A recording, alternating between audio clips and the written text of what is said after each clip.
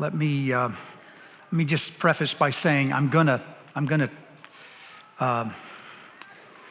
it's gonna get real fast soon. And when it does, I'll be saying things that some of the kids will not understand.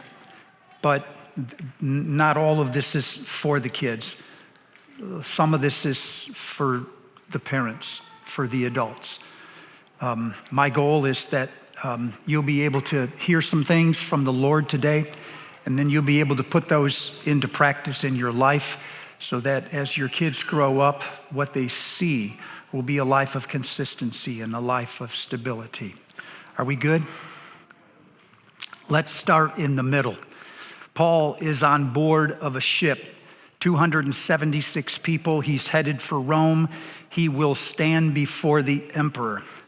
He has told the crew before they left the island, you better not leave because it's too late in the year. Winter's coming, and when winter comes, the waters are treacherous. Stay out of them.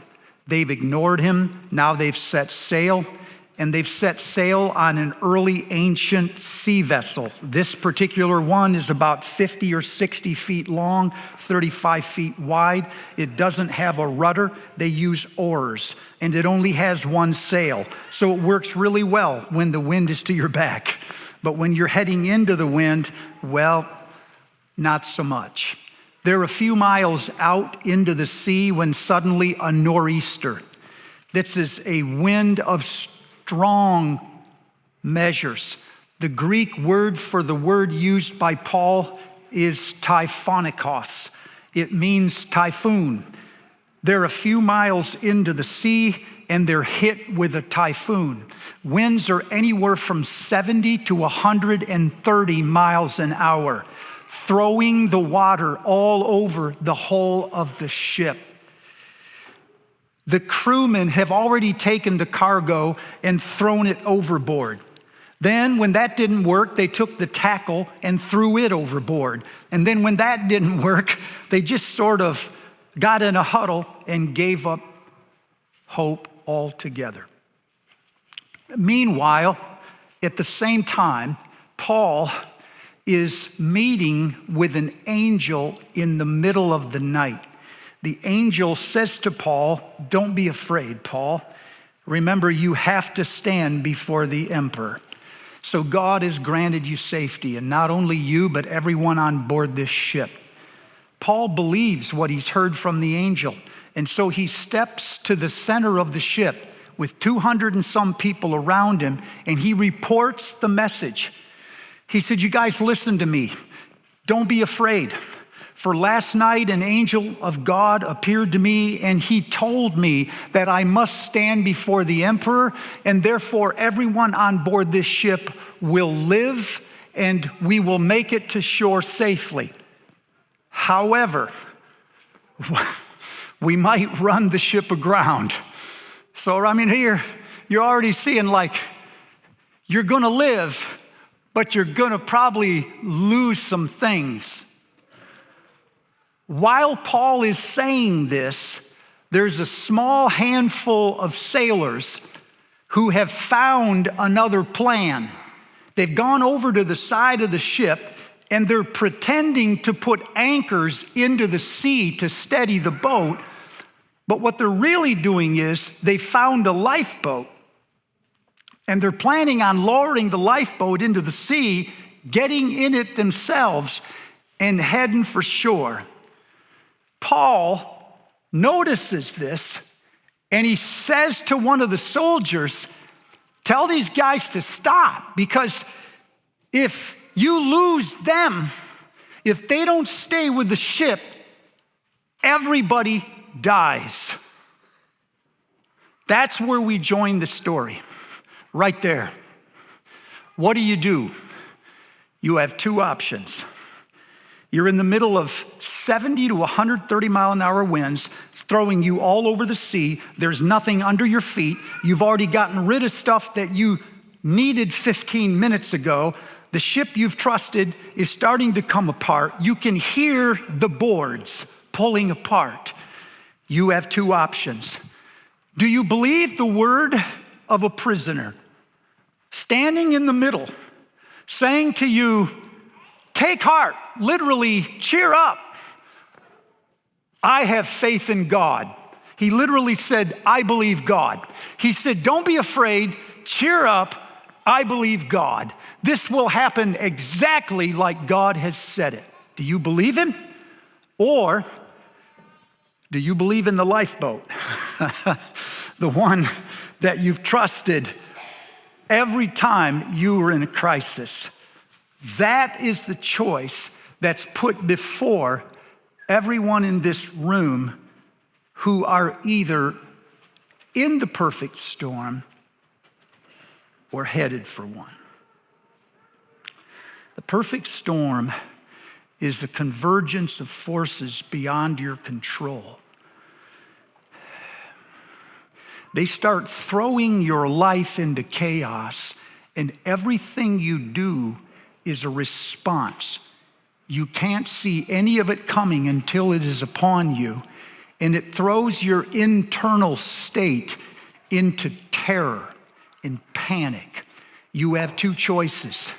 Do you believe the word of a prisoner who says he's heard from God, or do you believe in the things that you have tried most of your life and they worked for you? Best as I can tell, this isn't everybody, but it's some of you. The perfect storm is the convergence of two major fronts. One of them is high expectations and faith in God. My God is big, my God is strong. He always protects us. There's nothing he can't do. The other one is loss, failure, rejection. When those two fronts collide, it throws everything in our lives into chaos, and it throws our internal state into panic and terror. I watched a documentary a few years ago of 5 guys that raced around the world in a schooner. The documentary was on the one that didn't make it. Somewhere out in the Indian Ocean, he disappeared. They never found him. They interviewed one of the sailors that did make it, and this is the way he put it. He said, imagine being out in the ocean with nothing under you, and you look up and here comes a 12-story building at 15 miles an hour. Somehow, he says, if you're lucky, you manage to get on top of it, and then suddenly it throws you to the bottom again. You collect yourself and you look up, and 100 yards away, that's a football field, there's another 12-story building coming at 15 miles an hour. And then right after that, there's another one. And then there's another one. And you don't know when this is gonna end. Sometimes it's because of something you've done. And then the forces took over. And from that moment, you've been playing defense all along, and it's wrecking you. In other cases, it's something that was done to you by somebody else. So you've never been in control. This has always been unfair, and you're always reacting to some kind of injustice, and it just piles insult on top of the injury. In still other cases, it's not your storm at all. It's somebody else's, but you've been pulled into it. And now both of you are standing with nothing underneath you and a 12-story building coming at 15 miles an hour. I get a phone call one morning from a guy that I'll call Ron. He says very bluntly, Steve, I need to see you at my house. I drive to his house, and he pulls out a handful of letters. He found the letters in the top drawer of the dresser. They were written by his wife, or they were written to his wife by her lover. He was on a mission trip to Haiti, and when he came back, he found a random stack of letters in vivid detail. He is enraged, and then he's at loss. Then he starts to mourn. We start to play out his options, and after we have grieved and prayed, I leave. About a month later, I get a phone call. It's Ron. It's 8:30 in the morning. 2 words. He says, "It's time." And he hangs up. I know what this means. He's going to do something stupid. And so I call a friend of mine named Al. I say, "You got to meet me at Ron's house right now. He's going to do something stupid." And when I get to the house and I start calling his name, he's not answering. I go running through the house looking for him. I see him laying on the bed, holding the weapon. He's going to finish everything right here. Without thinking, I run over to the bed. I jump on the bed on top of him and try to hold him down. He's bigger than me. He's stronger than me. But I'm scared. And I'm younger then. I somehow managed to get his wrists pinned to the bed and get the weapon out of his hand and order Al to call 911. The sheriffs are coming. I hear that they're in the house. I'm thinking to myself, if Ron finds out that the sheriffs are in the house looking for more weapons, he's going to go nuts, and nobody in this house is going to contain him. Somehow I get Al to convince the sheriffs to hide outside of the house in hopes that I can coax him, getting into my car, driving him to the ER where we can get him some help. That's exactly what happens, you guys. We drive to the ER. In the rearview mirror, I see 2 cars, squad cars, following us all the way. He checks himself in. He's there for a couple weeks. He's now stabilized, and life is kind of normal again. 3 months later, he finds out that his daughter is pregnant. She's not married. He starts blaming his spouse for getting this stuff into her mind, and it's back again. I can see it. 6 months later, I'm headed to the hospital because the child is born with a heart defect. I'm told that the child will not live. I go to the nurse's station. I ask for a small little dish. They find one from the cafeteria. I fill it with water. I bless the water. I anoint the child. They withdraw the machine, and the child passes away. I step into the hall to collect myself. Ron follows me. He says, "Steve, I got something to tell you. My daughter's boyfriend and her are fighting. And he's told me that as soon as we leave this hospital, he's breaking up with her." What do I tell him? And you guys, all I can see is one 12-story building after another coming at this guy 15 miles an hour. No sooner do you get one leveled off, and there's another one 100 yards away. And you know in your mind that one of these is going to get him. I told you this would get real. I have seen this in courtrooms. I've seen it in living rooms. I've seen it in waiting rooms. I've seen it in boardrooms. I've seen it with some of you. And so I have a stool this morning. I'm going to finish, and it won't be long. I want to have a pastoral moment. Can I do that? Thank you, buddy.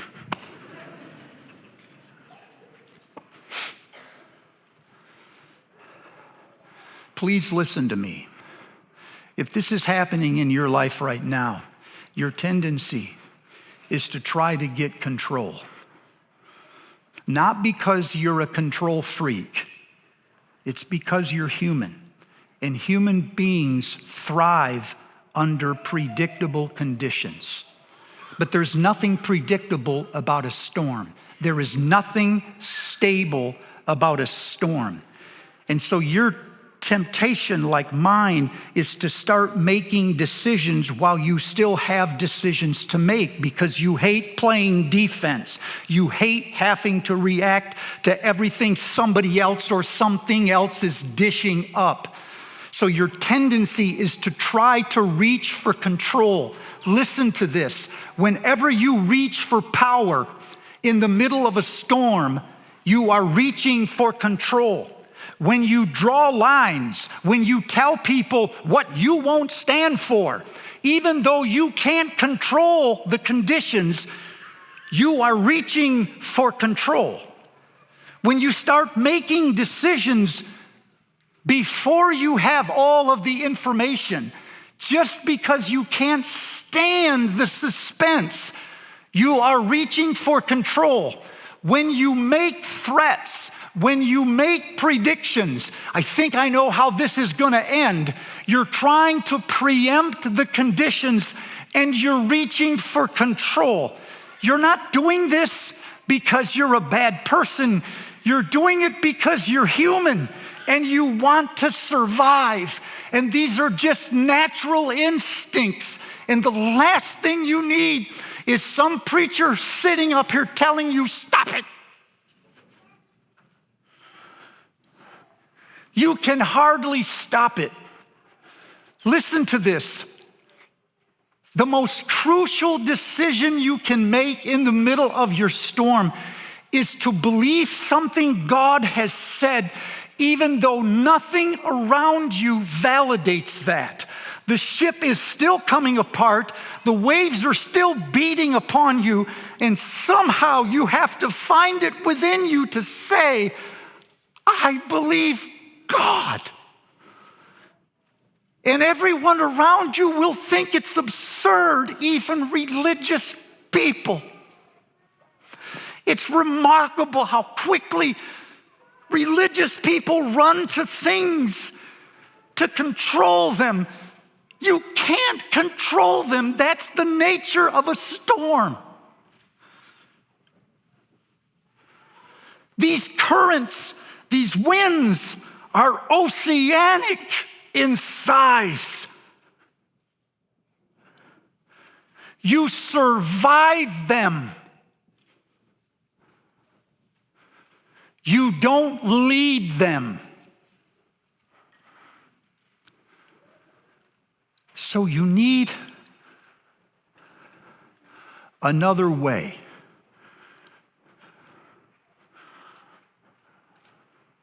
You need to believe God, even though you don't know for sure how this is going to end.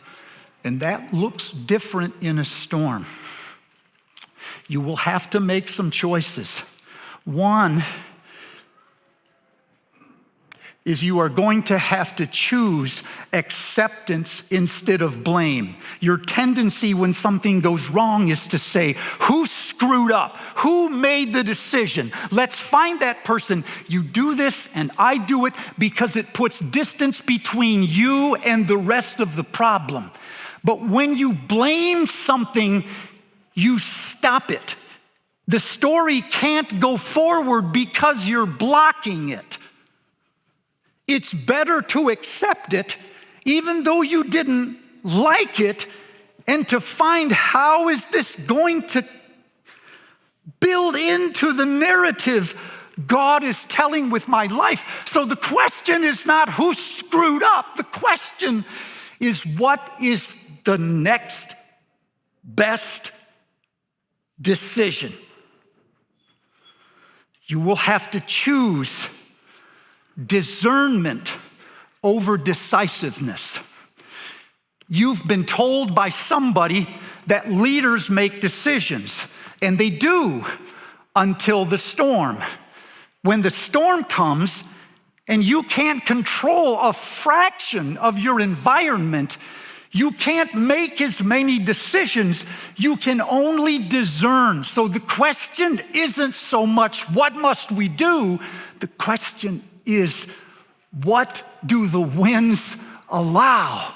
What do the conditions let us do? What will the defense give us?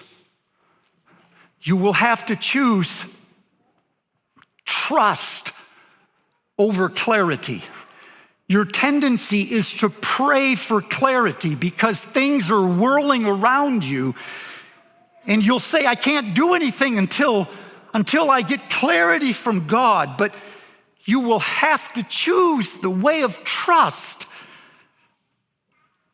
Mother Teresa said, clarity is the last thing you are holding on to, so it's the first thing you must let go of. The way of trust steps into the obscure, into the unknown, with seemingly no rationale except this: God has told me to go.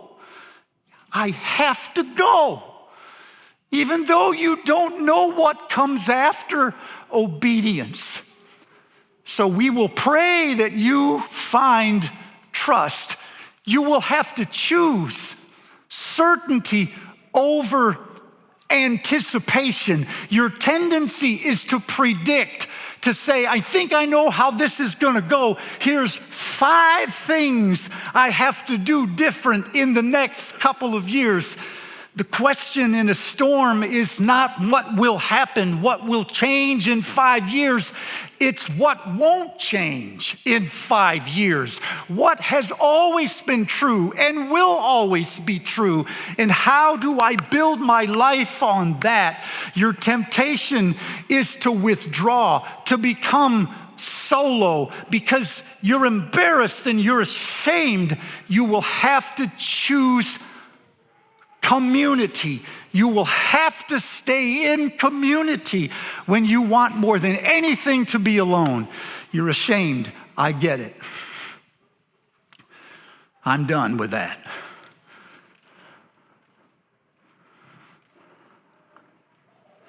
Now, I don't want this for any of your kids. But I'm pretty sure sometime between now and the time they're my age, one is coming, man. And I don't know how much they'll remember of what you told them. But I know they'll remember what you showed them. So show them this.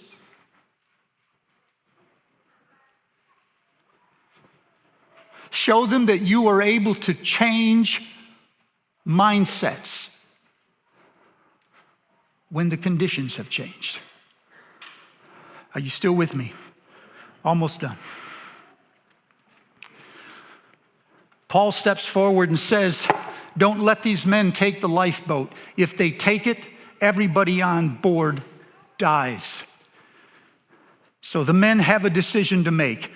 Do we take the word of a prisoner who says he's heard from God? Or do we just let these people have their little prayer meeting over here, kumbaya, and we do the thing we know always works?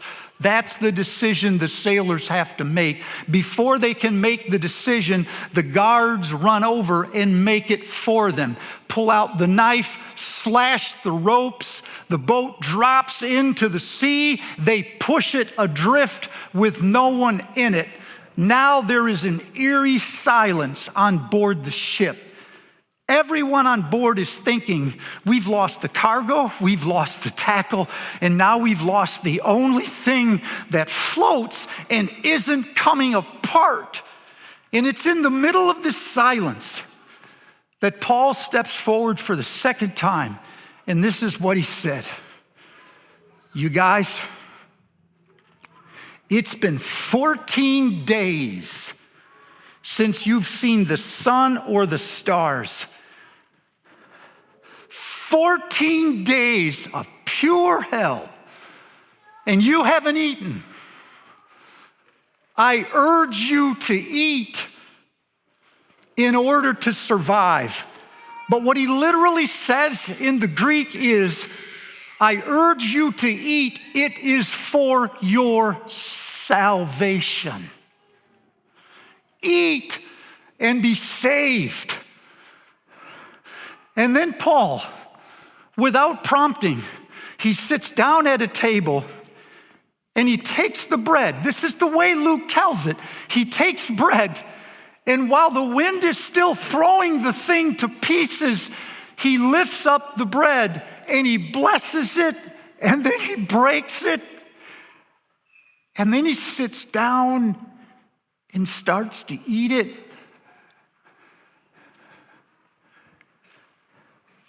The people on board are watching, and slowly they feel the courage rising. The first one reaches for the bread, then another, and before long, the way Luke tells it, they ate until they were satisfied. And in case you missed this, the language that Luke uses to describe this meal in the middle of a catastrophe is the same language he uses to describe the feeding of the 5,000 in Luke chapter 9.